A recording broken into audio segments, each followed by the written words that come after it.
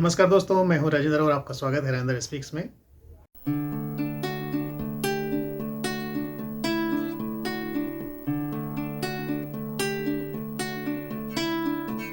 दोस्तों, मेरा आज का वीडियो मेरी भारतीय प्रेरणा श्रृंखला का भाग 15 है, जिसमें आज मैं एक बहुत ही महान राजा के बारे में बताने वाला हूं, जो कि आज से 2100 साल पहले इस धरती पर थे और उनके किए गए काम और उनका नाम आज भी हमारे इतिहास में, हमारे वर्तमान में बहुत ही आदर सम्मान के साथ लिया जाता है।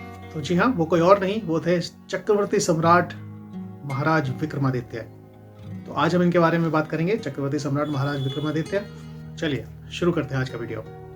दोस्तों, सम्राट विक्रमादित्य का जन्म हुआ 101 ईसा पूर्व उज्जैन में और वो उज्जैन के महाराज थे। उनका नाम विक्रमसेन था, लेकिन बाद में उनका नाम सम्राट विक्रमादित्य के नाम से प्रसिद्ध हुआ इतिहास में। दोस्तों, उनके पिता का नाम गर्दभील और माता का नाम सौम्यदर्शन था। सम्राट विक्रमादित्य अपने ज्ञान, वीरता, साहस और उदारशीलता के लिए प्रसिद्ध थे।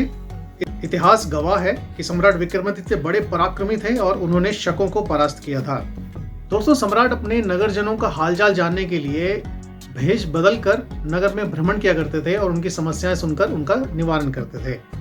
सम्राट विक्रमादित्य के दरबार में नवरत्न थे और दोस्तों, ये नवरत्न दरबार में नवरत्न रखने की परंपरा सम्राट विक्रमादित्य से ही शुरू हुई।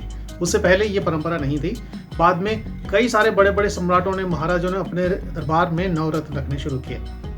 तो ये प्रेरणा उनको महाराज विक्रमादित्य के दरबार से ही मिली। दोस्तों, सम्राट विक्रमादित्य अपने राज्य में, अपने शासन में कानून व्यवस्था बनाए रखने के लिए हर संभव प्रयास करते थे। लोगों से मिलते थे, सलाह मशवरा करते थे। वे बहुत ही दयालु और न्यायप्रिय राजा थे। दोस्तों, सम्राट विक्रमादित्य का नाम इतिहास के सबसे प्रसिद्ध राजाओं में गिना जाता है आज भी। सन 57-58 ईसा पूर्व में उन्होंने शकों को अपने राज्य से बाहर किया और विजय की याद में विक्रम संवत पंचांग का आरंभ किया और ये पंचांग आज का हिंदू कैलेंडर भी है। तो आप देख सकते हैं कि हमारे घरों में आजकल ये हम जो कैलेंडर देखते हैं, हिंदू कैलेंडर, जिसमें सारी तिथि होती हैं, ये विक्रम संवत के नाम से ये होता है और ये सम्राट विक्रमादित्य ने ही शुरू किया था।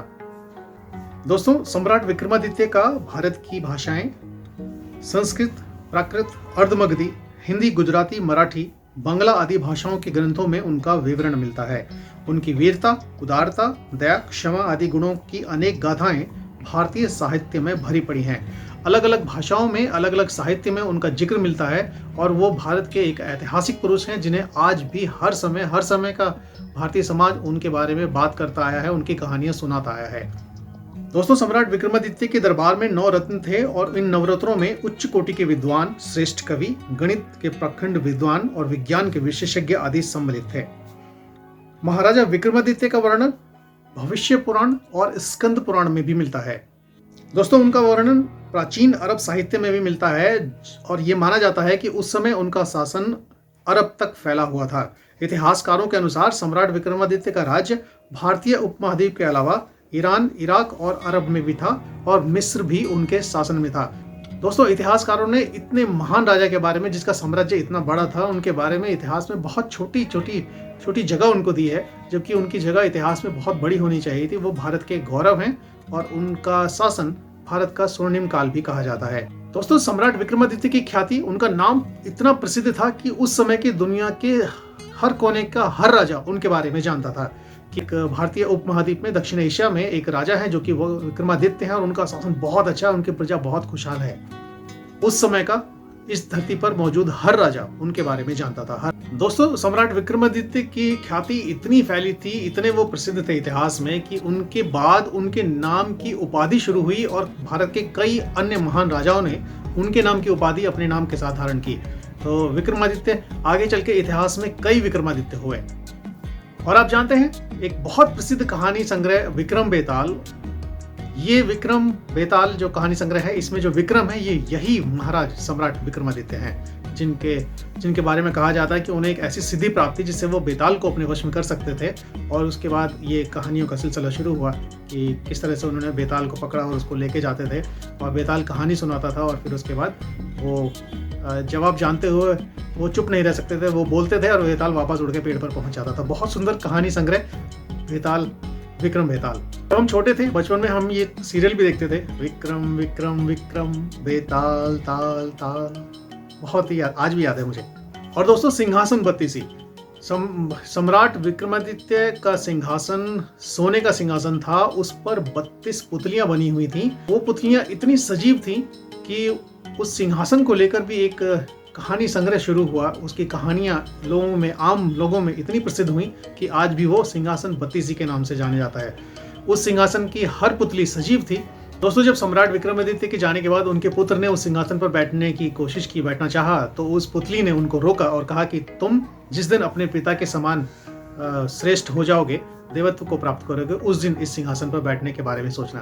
तो ऐसा सोचकर उस पुतली ने उनको बैठने नहीं दिया, तो सिंहासन खाली रहा और सम्राट विक्रमादित्य के पुत्र ने उस सिंहासन को मिट्टी में दबा दिया और यहाँ से सिंहासन बत्तीसी की कहानियां शुरू हुई, जो कि आप इंटरनेट पर सर्च कर सकते हैं।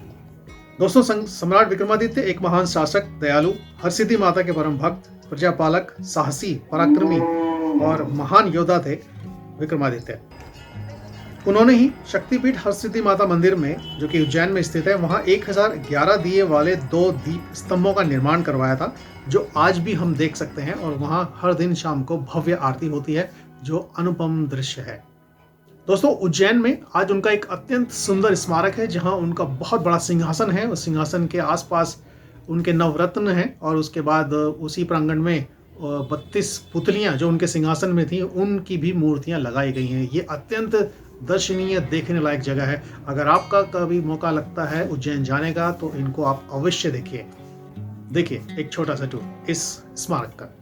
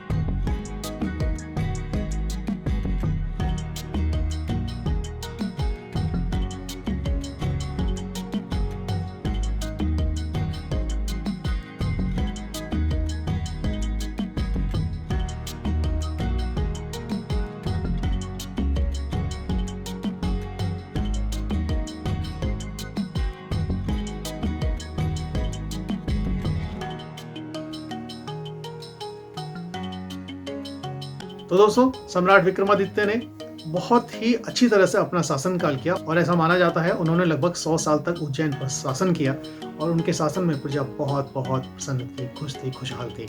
तो दोस्तों, भारतवर्ष के एक और महान व्यक्तित्व सम्राट विक्रमादित्य, जिनके बारे में हर बच्चे को पता होना चाहिए कि हमारा कितना स्वर्णिम इतिहास रहा है, तो उनके बारे में अपने बच्चों को बताइए, आपस में बात कीजिए और आपको जानकारी होनी चाहिए कि विक्रम संवत कैसे शुरू हुआ, सिंहासन बत्तीसी के पीछे किसकी कहानियां हैं और विक्रम वेताल के पीछे किसकी कहानियां हैं। तो इन सभी सूचनाओं के साथ आज का वीडियो मैं यहाँ समाप्त करूंगा। सम्राट विक्रमादित्य भारतीय समाज की प्रेरणा थे, आज भी हैं और हमेशा रहेंगे।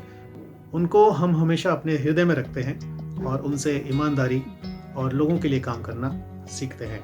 तो चलिए, भारतीय समाज की एक प्रेरणा सम्राट विक्रमादित्य है। आज का वीडियो यहीं तक। मेरा ये वीडियो आपको कैसा लगा मुझे ज़रूर बताइए। मेरे वीडियो को लाइक कीजिए, शेयर कीजिए और मेरे चैनल को सब्सक्राइब कीजिए। और मेरी भारतीय प्रेरणा श्रृंखला दोस्तों देखना ना भूलिए। इस प्रेरणा श्रृंखला में आ रहे हैं भारत के महान व्यक्तित्व। ये आज का वीडियो भी इसी श्रृंखला का हिस्सा है। तो चलिए दोस्तों, आपसे फिर अगले वीडियो में मिलता हूँ। तब तक के लिए नमस्कार।